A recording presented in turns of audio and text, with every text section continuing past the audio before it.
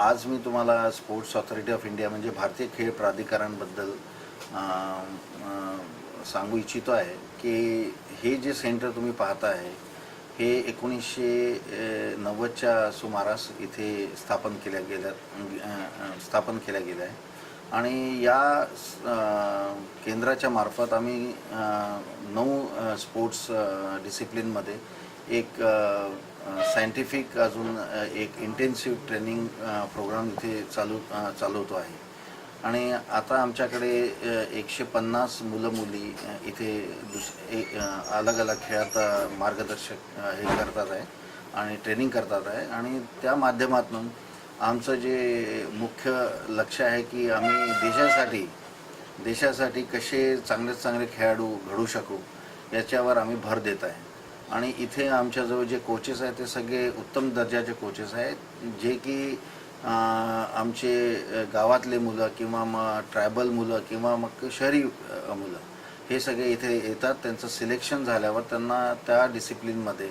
आम्ही एक योग्य आणि एक दर्जाचं मार्गदर्शन करतो आणि ते कोचिंग करून त्यांना नॅशनल आणि इंटरनॅशनल लेवलसाठी तयार करतो आहे. ही आमची एक मुख्य भूमिका आहे. असे आमच्याकडे 24 सेंटर आहे महाराष्ट्रात आणि त्याच्यामध्ये खूप सारे आमच्याकडे कुस्ती केंद्रच आहे. काही शाळांना आम्ही अडॉप्ट केलं आहे. या अतिरिक्त मुंबईच्या अतिरिक्त आमच्याजवळ एक खूप मोठं सेंटर जे आता औरंगाबादमध्ये आम्ही स्थापित केलं आहे. त्याच्यामध्ये सुद्धा 100 आणि त्याच्यावर मुलं तिथे सुद्धा ट्रेनिंग करत आहे. तर स्पोर्ट्स ऑथॉरिटी ऑफ इंडियाचं मुख्य हे आहे लक्ष्य हे आहे की महाराष्ट्रातील जे मुलं मुली ज्यांच्याकडे योग्य टॅलेंट आहे किंवा पोटेन्शियल आहे पण ते लोकांना दिसून येत नाही आहे आणि ते कसं त्यांच्यावर आम्ही काम केल्यानंतर त्यांना कसं उत्तमरित्या त्यांना आम्ही ट्रेनिंग दिल्यानंतर ते कसं चांगलं करू शकतात. याचं एक उदाहरण जसं नरसिंग यादवचं आहे. तुम्ही पाहिलं असेल जो ऑलिम्पिकमध्ये गेला होता आणि त्याच्यानंतर त्याला आता यावर्षी अर्जुन अवॉर्डचं भेटलं आहे. या अतिरिक्त कविता राऊत आहे नाशिकची, ती सुद्धा आमचीच ट्रेनी आहे. तिलासुद्धा यावर्षीच अर्जुन अवॉर्ड मिळालं. तर असे खूप मुलं आहेत आणि आमची ही इच्छा आहे की आम्ही जास्तीत जास्त याच्यावर काम करत राहू. अजून महाराष्ट्राचं नाही पण आपल्या देशाचं नावसुद्धा खूप महाराष्ट्राच्या मुलांतर्फे कसं आम्ही वर घेऊन जाऊ शकतो याच्यासाठी आम्ही प्रयत्नशील आहे आणि हा प्रयत्न आमचा सुरूच राहील. आणि तुम्ही पाहिला की या सेंटरमध्ये आम्ही इन्फ्रास्ट्रक्चरसुद्धा खूप सारे डेव्हलप केलं आहे. जसं सिंथेटिक ट्रॅक डेव्हलप केला आहे, ॲस्ट्रोटर्फ डेव्हलप केला आहे, आता आम्ही इंडोर हॉल डेव्हलप करत आहे. हे सगळे इंटरनॅशनल स्टँडर्डचे फॅसिलिटीज आहे.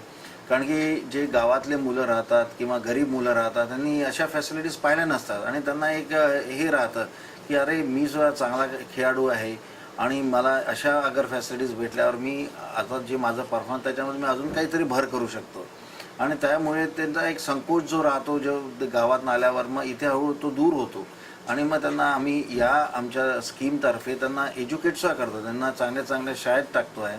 त्यानंतर त्यांना स्पोर्ट्स किट, स्पोर्ट्स इक्विपमेंट, त्यांचं खाणं, त्यांचं राहणं, त्यांचं इन्शुरन्स, मेडिकल हे सगळे काही हे जेवढे इन्ग्रेडियंट्स असतात ते त्याच्यावर जो खर्च होतो तो भारतीय खेळ प्राधिकरण पुरवतो. त्यामुळे या मुलांचा आत्मविश्वास वाढतो, त्यांना एक समज येते आणि आपण कसं या सोसायटीमध्ये वावरू शकतो ते कॉन्फिडन्स लेवल त्यांचा डेव्हलप होतो. आमचं भर आहे की खास करून ग्रामीण मुलांना कसं हे करू शकतात. ते बघ हे सेंटर जरूर सिटीमध्ये आहे पण याचं एक मेन एम्फेसिस आहे की जो ग्रामीण मुलांना कसं आपण वर करू शकतो. त्यांच्याकडे टॅलेंट आहे, त्यांच्याकडे सगळं आहे पण ते गरिबीमुळे किंवा त्यांच्या काही अजून अडचणीमुळे ते मुलं बाहेर येऊ नाही शकत. त्यांच्यावर आईवडिलांचा जोर राहतो की नाही तू आता हे शेती कर किंवा मग अजून काही छोटं मोठं काम कर आणि आमचं जसं हातभार लाव. पण त्या मुलांचं ते टॅलेंट जे राहतं अजून ते अगर दबवण्याचा किंवा ते प्रयत्न होतो आहे त्या प्रयत्नातून त्यांना बाहेर काढणं खूप जरुरी आहे. आणि आमचा हा असा एक हे आहे की आम्ही अशा मुलांवर अजून काम करण्याची आमची इच्छा आहे की आम्ही अजून गावागावात जाऊन किंवा मग त्यांना बोलवून इथे त्यांच्यावर चांगल्यारीत्या त्यांना ट्रेनिंग देऊन त्यांना आम्ही यशस्वी करण्याचा एक मार्ग आम्ही इथे एक पुढाकार घेतला आहे.